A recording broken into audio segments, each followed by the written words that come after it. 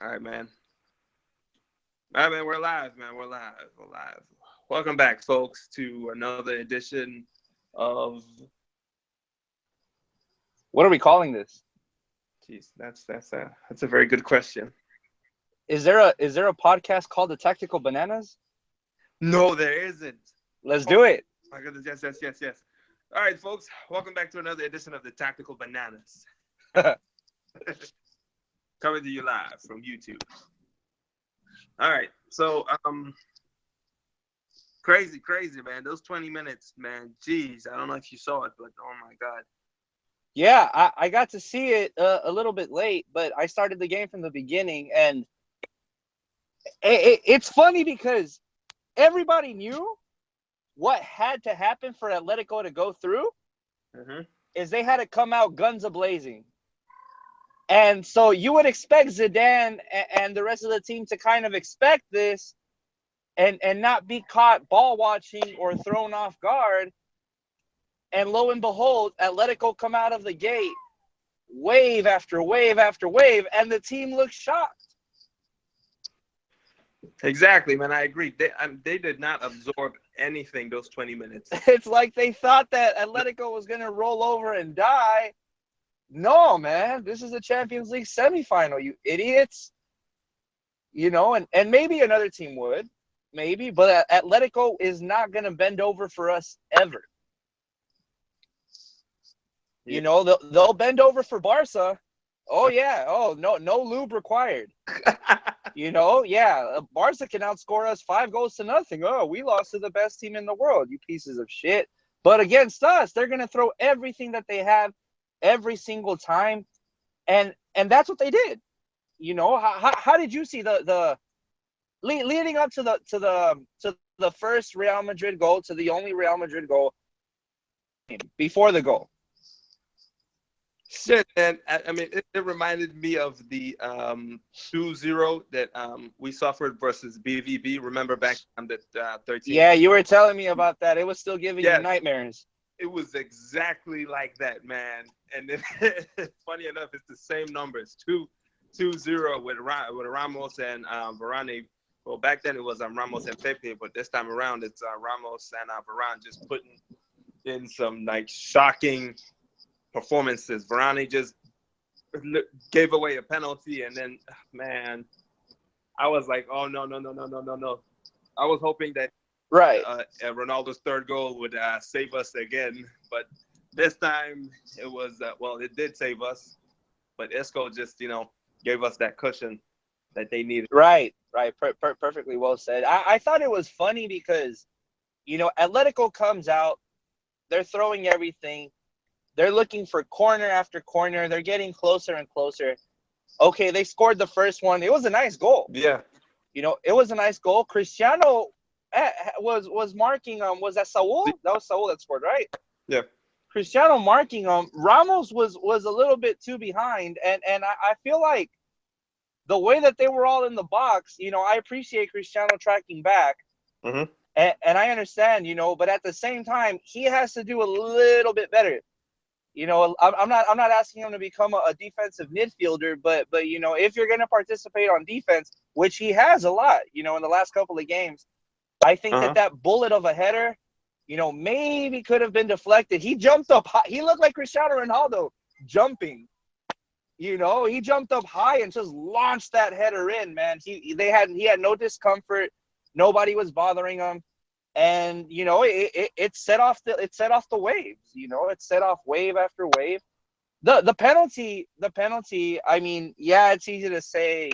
I felt like that when I saw it. I said, "Oh, fucking Varane, there you go, you motherfucker." But at the same time, that's part of the game, man. Atletico was passing the ball really well.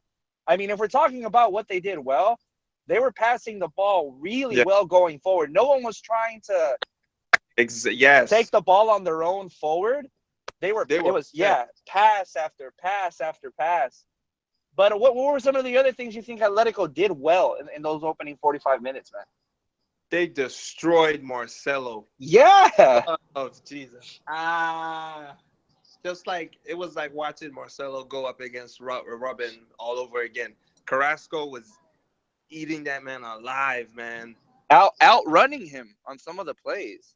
Exactly, and just like getting the ball past them, and just, man, and that's like you said, they were connecting passes, and it was crazy. They were just like knocking everything off and like really going in. But as uncomfortable as it was making me, it was a lot of fun to watch. You know, as uneasy as I was watching them do that, I was like, this is some really fluid passing, you know, because it's easy for us as Real Madrid fans to kind of look at the stats and say, all right, we just beat you 3-0. We're going to eliminate you for the fourth year in a row on the European level. But at the same time, this team reminded us who they are and what they have done in the last 3 to 4 years. They've eliminated the likes of Barca, Bayern Munich. They've done what we've done, you know, except claim that trophy. Yeah. I mean, you know, go ahead.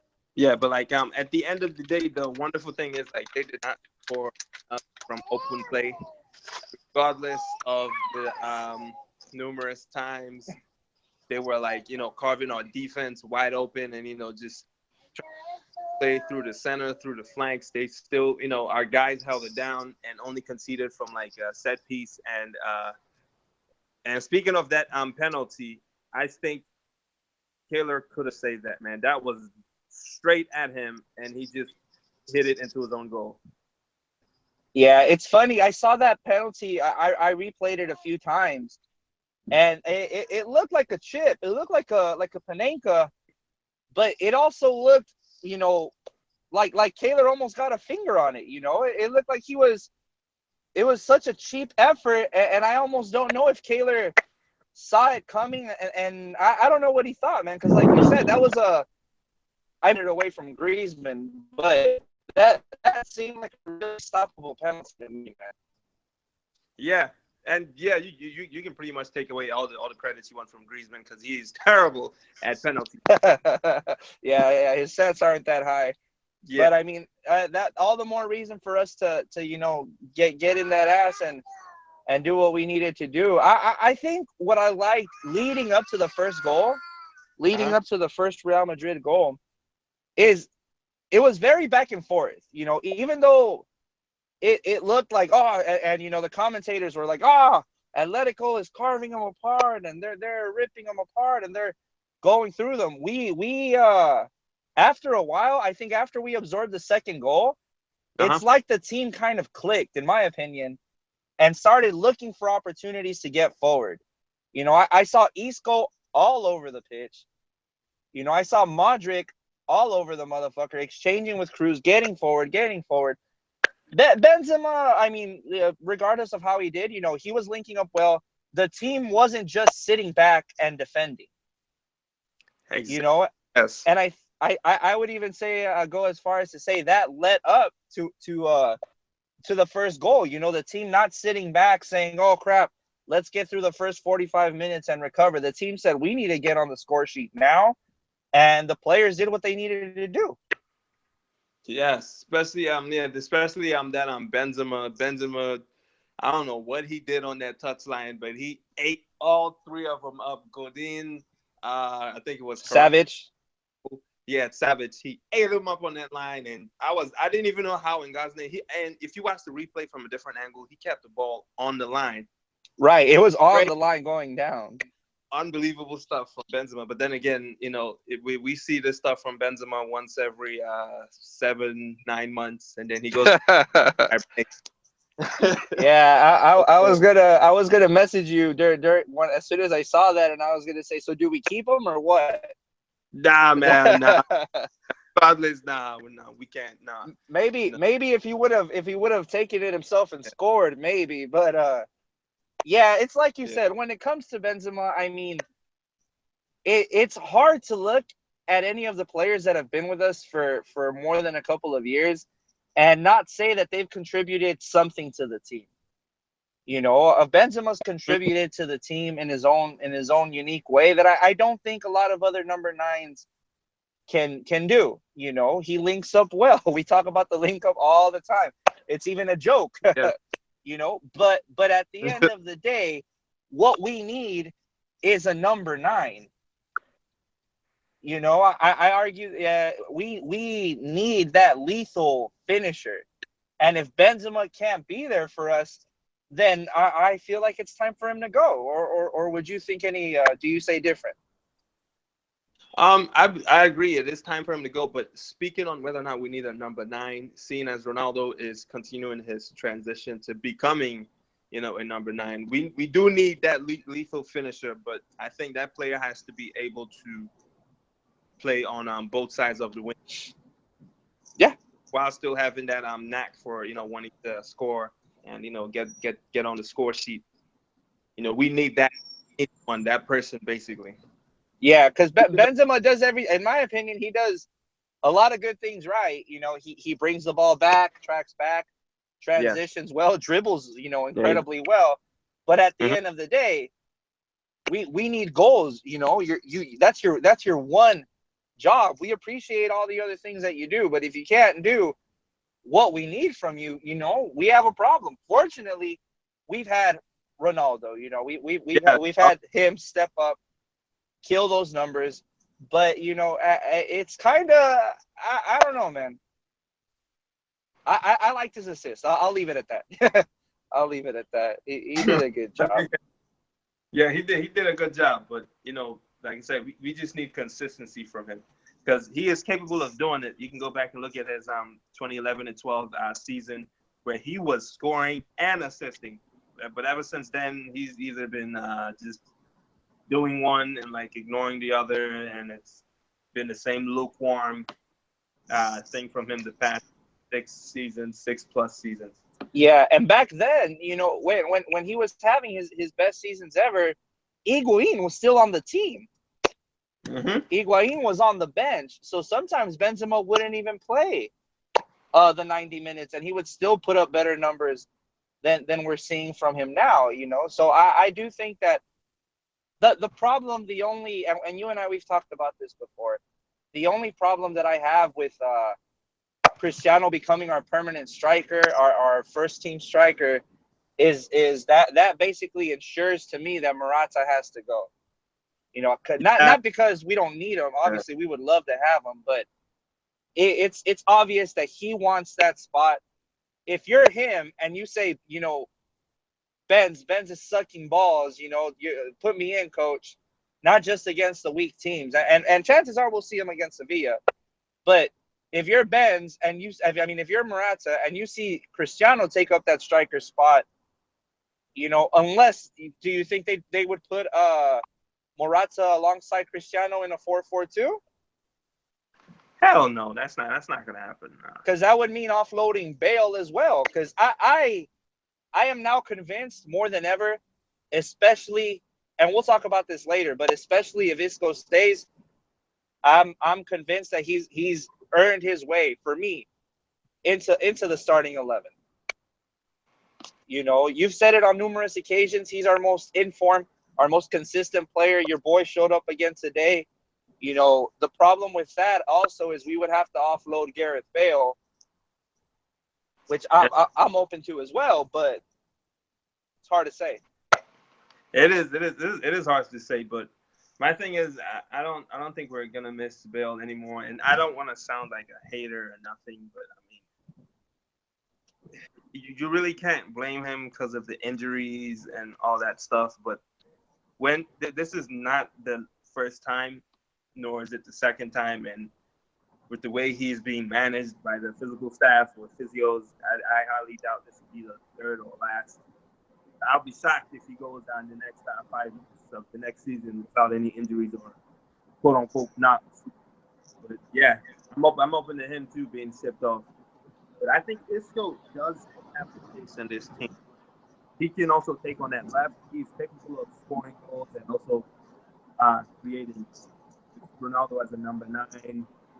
And I think we might, if I put it like that, we might have to keep Bill. He does get shipped off.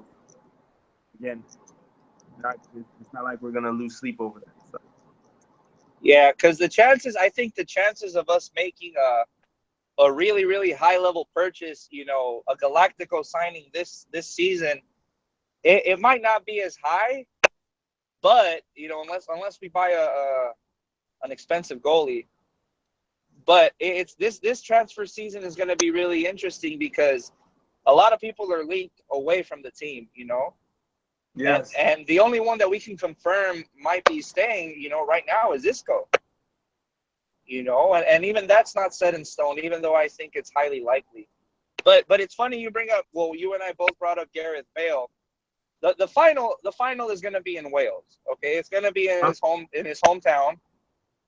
If he's back by then, which they're saying he might be, I know you and I wouldn't play him. I know we don't give a fuck. I don't give a fuck. I don't know about you. I personally don't give a rat's ass if that's what. Oh, go ahead. So yeah, I mean, if he comes back by then, I would really feel sorry for Isco because obviously he'd go straight back to the bench, and seeing as he's been one of the biggest reasons as to why we've been able to just take down Atletco, and also the past few games he's been our most informed player and consistent, and I would hate to see him go back to the bench because Bale just came back. If Bale does come back, I think he should start on the bench. Let Isco start the match and then get subbed in. And I wouldn't mind seeing fit Gareth Bale, going 3,000 miles per second versus tired Atletico players' legs. Yeah. No, I understand what you mean. Do you think Zidane plays him though? Because I know like what you said makes perfect sense to me. Even though the final is in Wales, even though the final is in your hometown, you can't say that we're there because of you. It wasn't like Ronaldo when the final was in Portugal. Homeboy, had a big part in getting us to that final. He was our best player, our star. He deserved it. I understand that Gareth Bale might want it badly, but at the end of the day, you didn't get us to the final. Yeah. Yeah. Speaking of Gareth Bale, I just I don't even know why I see his tweets because somebody will always just retweet it. But his tweets just piss me off, man. Why? He says good job, team. That's all he says is positivity and I honestly don't think he's even running his Twitter account because it's because repetitive and just every time he gets injured and this time of the year, it's the same old. I'm gutted to not be there. Wish I was out there with you guys. Everything ends in vamos and Real Madrid. That's probably vamos is probably the only Spanish that he knows. I know, right? That and help in Spanish or something. I'm injured. No, but it's funny. I understand what you mean, and I'm not gonna lie. It does bother me too, where it's easy to pick apart, because he sends a tweet, and it's like you said, it's always the same thing. Oh, great showing from the lads. Gutted I couldn't participate. Yeah. But at the same time, it's not that we need you. It's not that we miss you. It's that we know once you come back, we're going to lose one of these guys. It's a little bit, it's bittersweet. I'm glad to hear he's doing better. I'm glad to hear he's cheering on his teammate. Yeah. But somebody on Managing Madrid said it one time in the threads, said, "You're not getting paid to tweet, you bastard." You're getting paid to play. Get your ass on the field. And I understand the frustration. I'd be lying if I said I didn't feel it. But I hope that barring that Isco is fit enough to play and he's not overused, because I could see Zidane using him in every game left, dude. I mean, the boy is a game changer. He is a game saver. He's, like you've said, when someone is that good in form, how do you not use them? But I would like to see him start in the final and have Gareth Bale make a cameo, like you said, especially because we don't know how hard the game is going to be. We don't know if it's going to be 120 minutes. But if it's 120 minutes and we start with Gareth Bale, and God forbid 30 minutes in he gets injured again, we lost the sub. So somebody else has to play 90 minutes nonstop. Yeah, that is true. Yeah, that's another thing.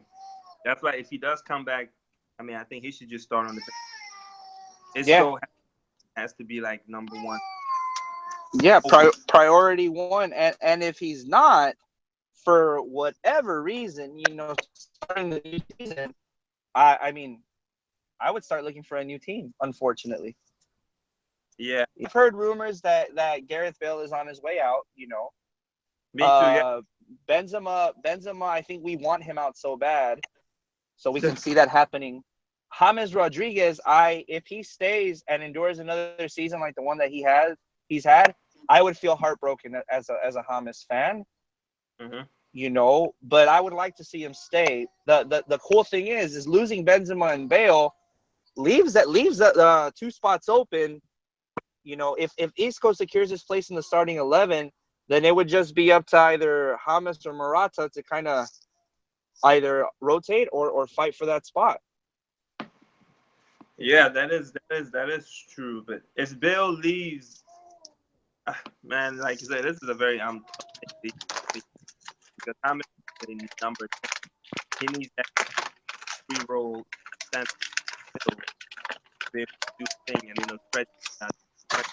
But geez, man, I guess Bale, Benzema, once they leave, we'll be left with Ronaldo. Yeah, And speaking of players that I think Morata too is leaving from. They said he was offered 35 million a season to go play in China. That's just, I don't know if that's true, but I highly doubt that. Dude, I've been offered 15 million to go play in China. Everyone's getting offered to go to China. Okay, don't believe that. Yeah, don't believe that. Yeah, that Chinese money. Yeah, well, it's only gonna be around for a little bit longer. It's only gonna be around for a little bit longer because they can't have too many players. I don't know if you heard their own government shut that shit down. Yeah, they passed a sanction here to reduce the imports. Yeah, and it's funny, but at the end of the day, it was getting ridiculous. When Ezekiel Lavezzi is the world's highest paid player in the world, you got a problem. Damn right. Yeah, I'm pretty sure the government themselves are like, he's him? What? Yeah, seriously, yeah, not even Not even Tevez, no one else. Yeah. Yeah, but at the end of the day, man, I mean, if we're talking about this tie alone, we did what needed to be done, and I'm honestly, not only am I grateful for Ronaldo, I think that the team as a whole has really just clicked, man.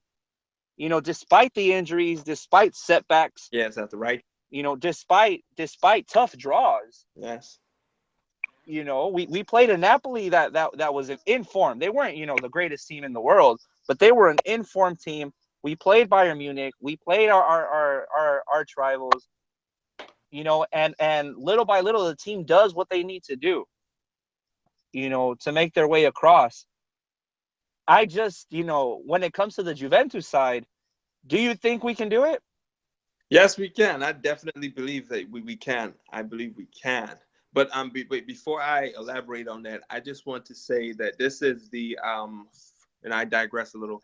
This is the fourth year in a row that we have put Atletico out of the Champions League. And if you noticed back in La Liga, it took them 10 years. 10 years of nothing but losses, a large amount of losses, and a few draws here and there before they could finally beat us in La Liga. So maybe it could be another 6 years for them before they finally start, beating us in the Champions League. But back again to the final, I think we can do it. And of course, as a fan, I want us to do it because it would make history.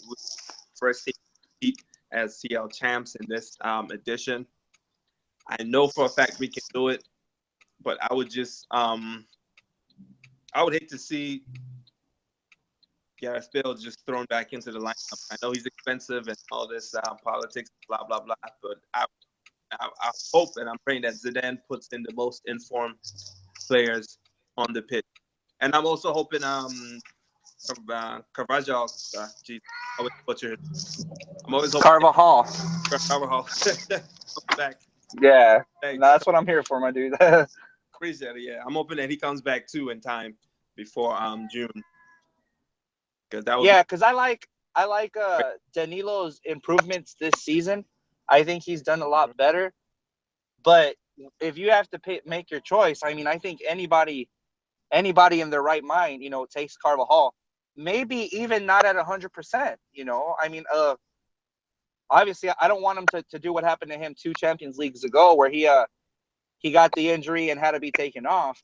But I think Carvajal's level is light years away from Danilo's. Even right now that Danilo's been doing better, or how would you assess Danilo at this stage right now? he has improved a little bit, but it's still not like at the level where anybody can be comfortable with him being Carvajal's substitute. He needs to step it up, because Carvajal needs to be rotated properly. He cannot play all the games of every season, or else he's gonna keep having these same muscle injuries or the muscle tears that put him out for weeks. We can't have that. He needs a backup so he can rest and play and be ready. And if you had to choose, and Carvajal's not back in time, do you put Danilo or Nacho Nacho. right off?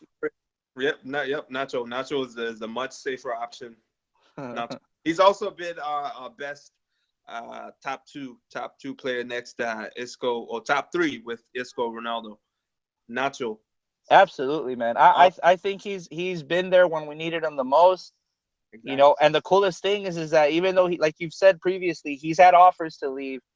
He's stayed, he's fought in, and he got thrown to the fire, man. He got thrown to the fire right off the bat, and I wouldn't blame him for our shortcomings.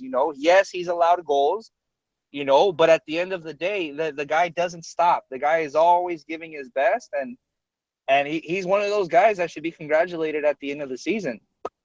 Yes, he should. But I think, speaking of him, I think he's also going to leave at the end of the season, because Vallejo is coming back and Pepe too is leaving. And from reports, Madrid have already signed some 27-year-old dude from Porto for 30 million.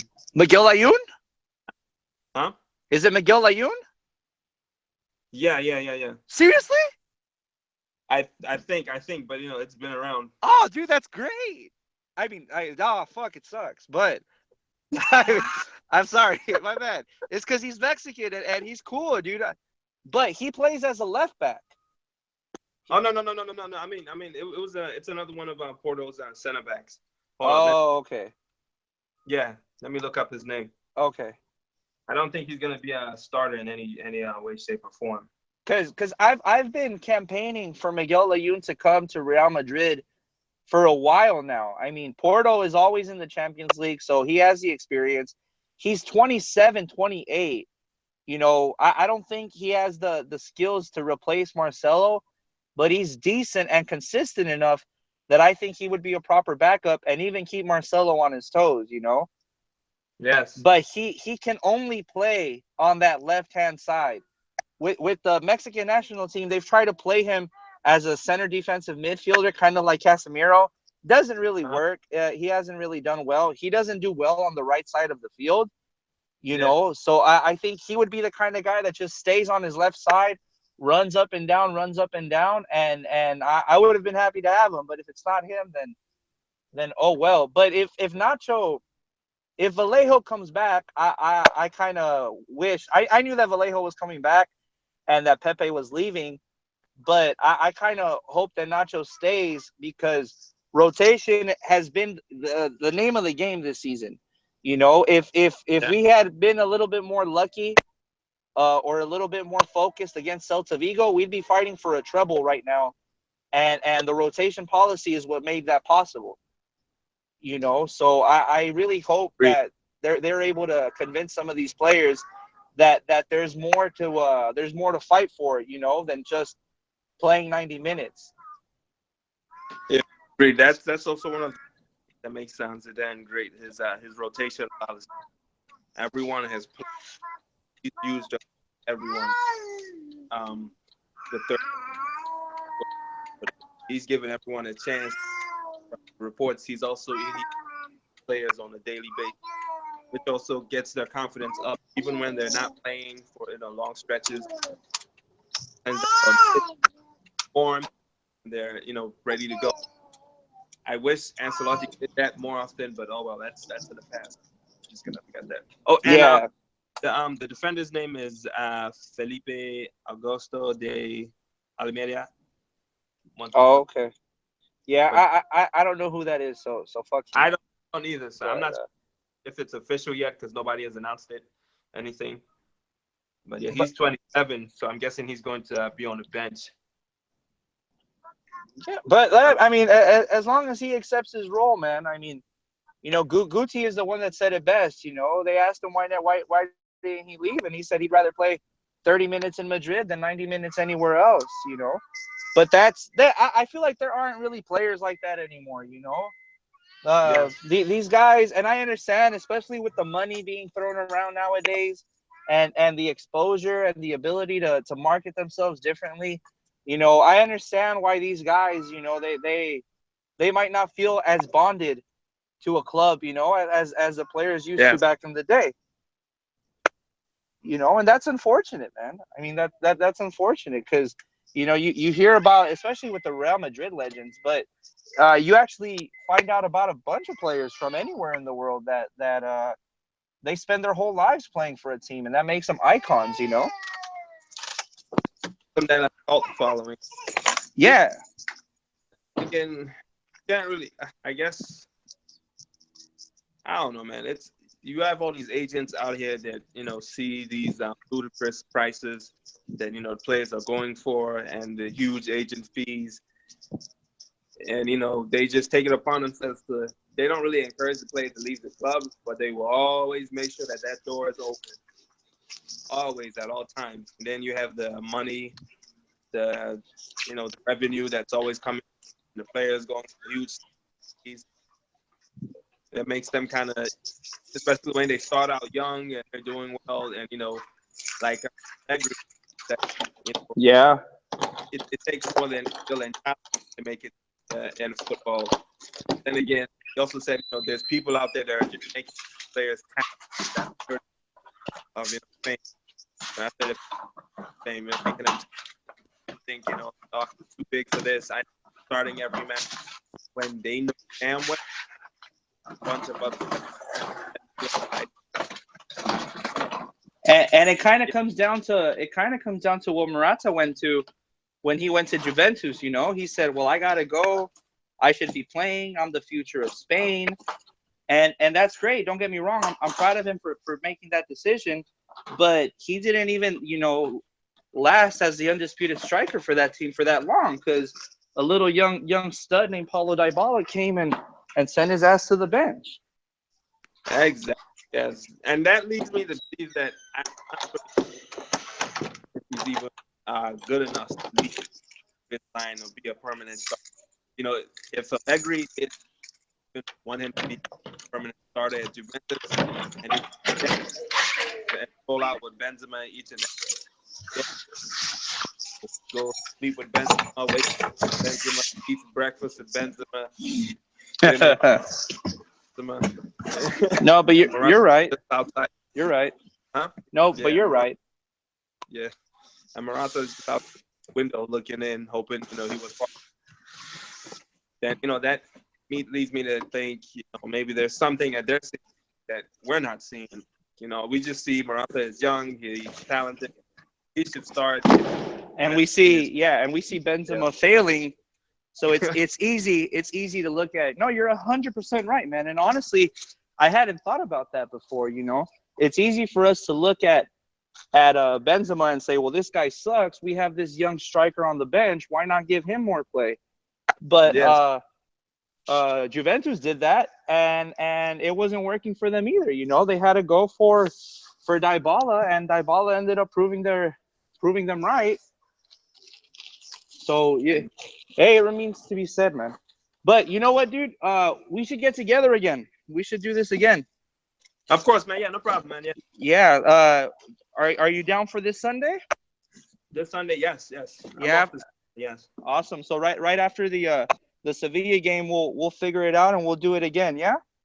Yeah, all right, man. All right. Hey, man, thanks for having me. No problem, man. Thanks for coming in, man. All right. Appreciate it. Appreciate you. Bye. All right, man.